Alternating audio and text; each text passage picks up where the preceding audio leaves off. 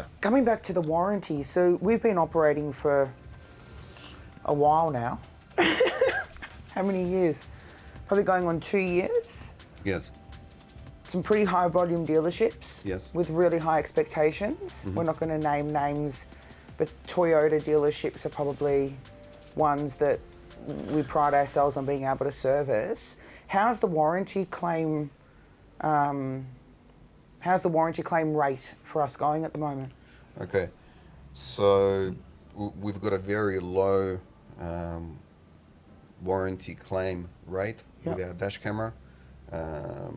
Less than 1% at the moment. Yeah. We don't sell a product.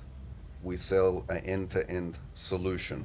Okay? We've got a high quality product that we've designed and manufactured that we ourselves install into cars. So we control the quality of the product. We control the quality of the installation with our trained installers, and most importantly, we control the after-sales support if the customer needs it. Yep. I handle the calls on with the customers on how to retrieve footage from a dash cam, just like we've discussed. Yep. And how to connect it to the dash camera and so forth. So we sell an end-to-end solution for the customer. So our quality is high. Our failure rate is under 1%. Yep. For that reason, we have a very low failure rate of the product. And I just wanted to add on the previous topic of, if I may, of OBD port solutions. I run another entity where I have a fleet of vehicles that I hire out. A lot of those vehicles use a third-party tracker device that plugs in via the OBD port, and I myself can comment on the OBD port unplugging on some of those vehicles, and which causes issues for me. I've got a fleet, and it happens, I would say for me, I've got a large fleet of once a month of one OBD port unplugging on a random vehicle, and then that third-party device that we use controls the tracking of the car. It unlocks and locks the car, and it starts the car. That's what the third-party device does. And on my cars, once a month, the OBD solution fails for me.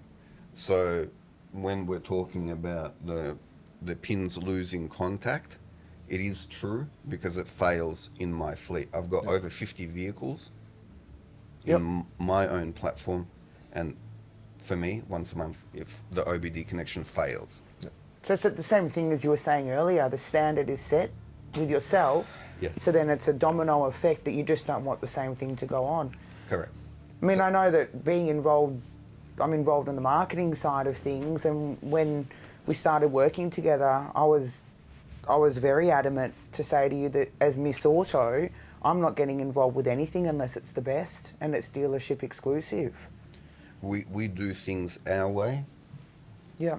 Using the experience that we've gained over the last couple of decades. Yep.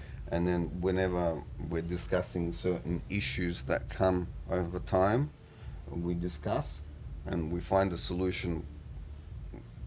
Yeah, because we have a lot of experience with failures of other products. So whatever those failures happen, we don't apply to our products.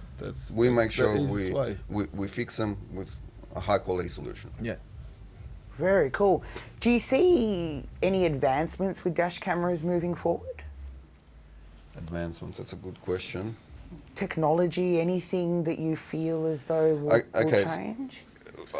Over time, they have introduced more and more features to dash cameras.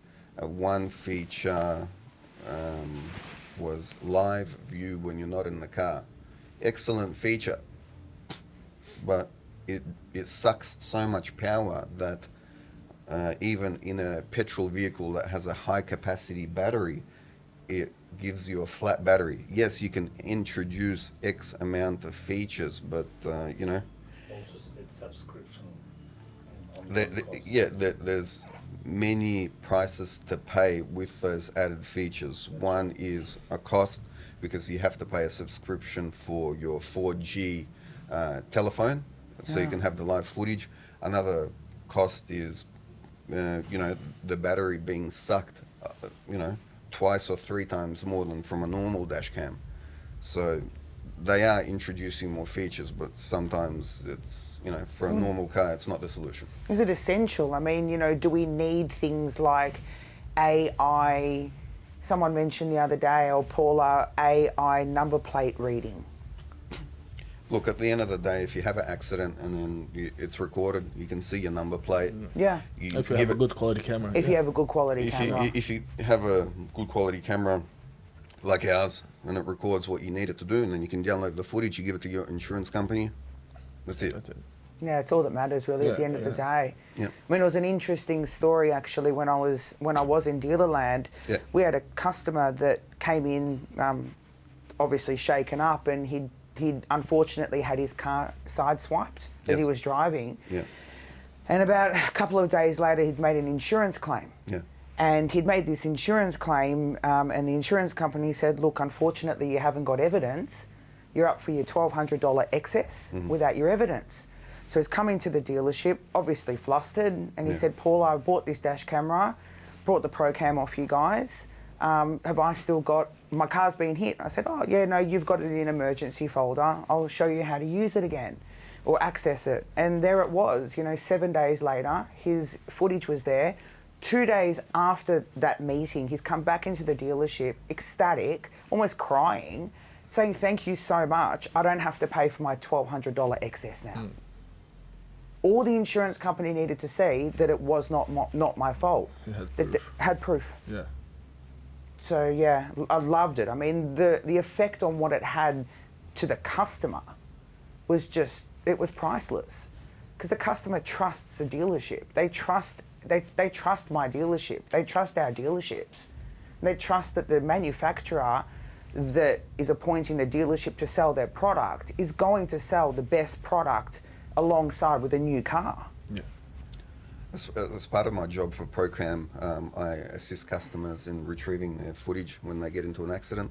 So sometimes customers call me and they say, Eugene, I forgot how to pair to the dash cam. I forgot how to retrieve the footage. So I tell them over the phone how to do it step by step. Sometimes they can't work it out. I ask them to give me a call on FaceTime or WhatsApp video or Signal, whatever app they have.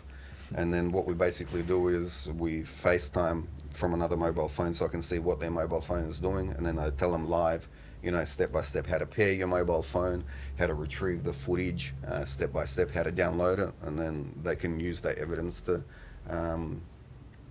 provide it to their insurance company. And so I do a similar thing with our customers. Do you find that do you find the range of customers that you're servicing now varies? Like I'll start again actually with a question. Is there a range of customers, the age of customers that are buying dash cameras? We service dealerships. We get a whole range of customers from tradies.